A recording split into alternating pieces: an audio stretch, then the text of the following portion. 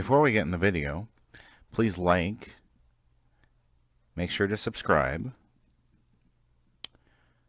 turn on your notifications, go ahead and leave a comment below,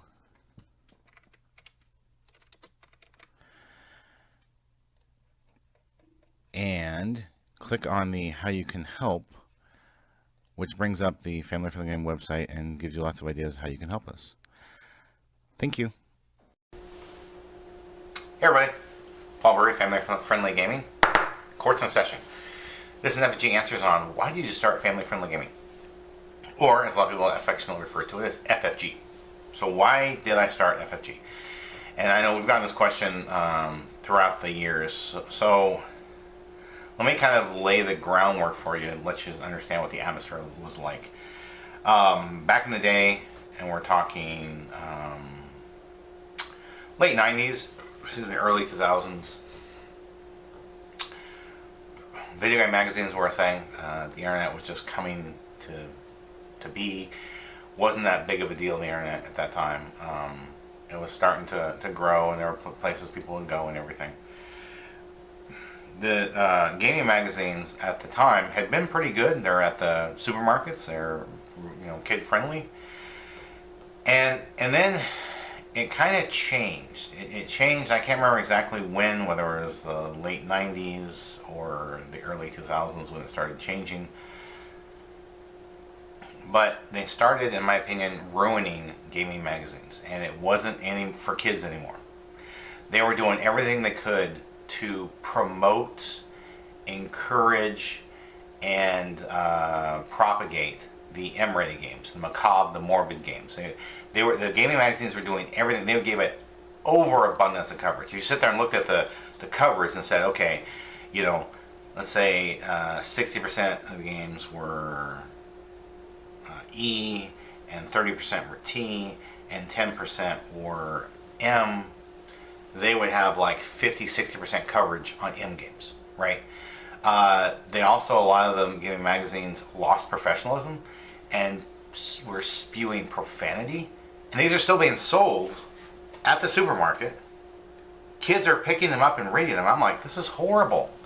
This is atrocious that kids are being exposed to this. To me, that's child abuse, to sit there and be exposing kids to a bunch of profanity, a bunch of venomous hate speech. I'm like, this is just disgusting.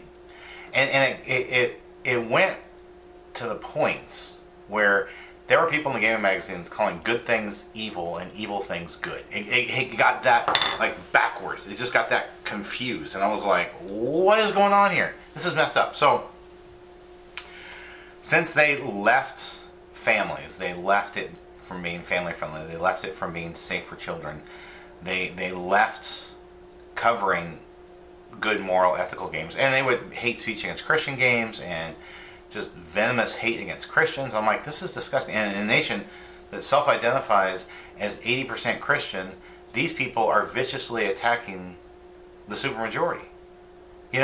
Like, forget trying to make sales and having some kind of business sense. This is just disgusting, right?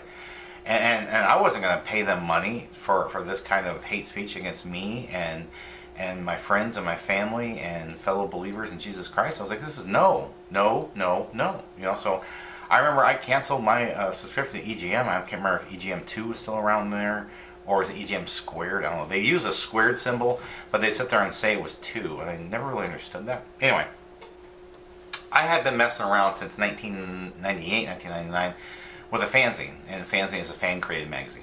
It was called Wild Card's Way, and that was the kind of the name I was known. Wild Card, one word, a W in the second letter there, and I kind of had this wild card kind of image, a mantra, and everything. I also got married to Yolanda in 2000. And I was getting to see some things through, like some of the games I played, getting to see things through a different lens, different perspective. She'd sit there and make comments in some of the games. I was like, I didn't realize or hadn't paid attention because I was just like every other gamer. I'm just going with the flow, It's like, that's what everyone's doing. Everyone's playing this, And I didn't even think about the Gigo concept, which is garbage in, garbage out. You let this garbage into your mind, what's coming out, a bunch of garbage. So I was like, hey, I need to, pay attention to the entertainment that I let into my brain because it's going to influence me.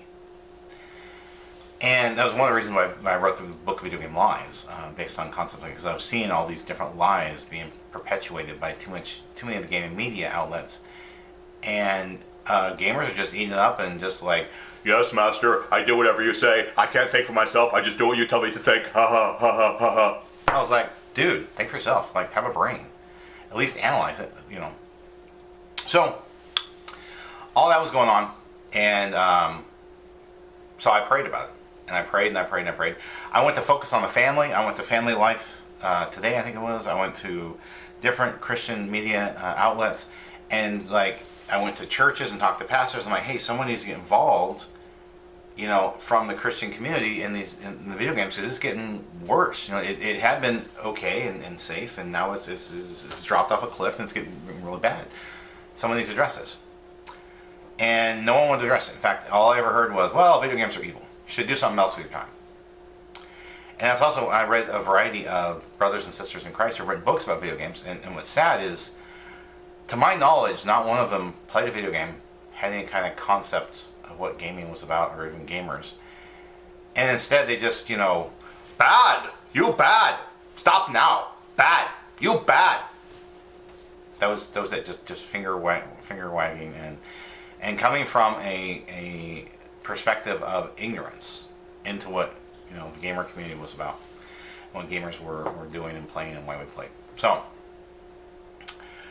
all that was happening, and I was praying about it one day when I was driving. I was driving down, I think it was I-5 in the Pacific Northwest, and I was praying about it, and I heard God's voice. It was like all around me. It was just like, I was praying about, God, please send someone to the video game industry. Send someone to become, a video game outlet with a Christian perspective. Someone to bring some diversity and help this like really unbalanced, industry just start to try to balance just a little bit. We've never even got the complete balance. It's just been still really unbalanced. And I heard God's voice all around me, and it was, you go. I was like, what? What? So I knew nothing about magazine publishing. I knew nothing about magazine design. I was a computer programmer by trade. Yeah. So I had zero clue how to do any of this. But I thought about Moses. I thought about Gideon. I thought about Jonah. Every single one of them were called to do something. They didn't want to do it. And to be blunt and honest with all y'all, I didn't want to do it. I still don't want to do it. It's always funny when haters attack me, and you're the worst writer on the planet. Your website design sucks. Your magazine layout sucks. Well, the fact that I have zero experience and that I came up with something that is at least coherent, I think that says something. It's not like I'm one of these people who went to college for it and I'm trained in it and I've spent all these decades doing it. Now I have spent some time doing it since then, but when I get those insults, I was like, well, the fact that I could do anything kind of shows you that this is a little kind of when you share the real perspective. So I didn't want to do it, but I thought about Jonah, I thought about Gideon, I thought about Moses, and someone won signs. Jonah rebelled and tried to go against God's will. Didn't work so well for him. And I realized at the end of the day, they all wound up doing it. So I was like, I better just go do this, even if I have no clue what I'm doing. And along the way, God has provided people. People have said, oh, use this software. Oh, here's a great resource that can help you. And all of these things. And then we started reaching out to the PR and marketing departments. And man, these companies were just happy to send you press releases. Hey, cover us. Hey, do a bunch of work on our game. Make us money. So I was like just shocked at the welcome we got. In fact, I've heard from a lot of believers in the industry, people who have to hide who they are because they would be fired immediately. This is how intolerant the video game industry is. And helped out Christian game developers, helped out a variety of different other others interested in this, and I've encouraged people. If they're like, I always find it funny, you have some fellow believers like, I could make a better magazine than you. I'm like, do it, go do it. Stop talking, start doing. It's easy to talk, hard to do. So just do it. And they're just like, well, I didn't really want to. Well, then shut up. I'm sorry if that offends some people, but if you're not going to actually do it and try it, I'm happy. I will encourage you, do it, make it happen, go.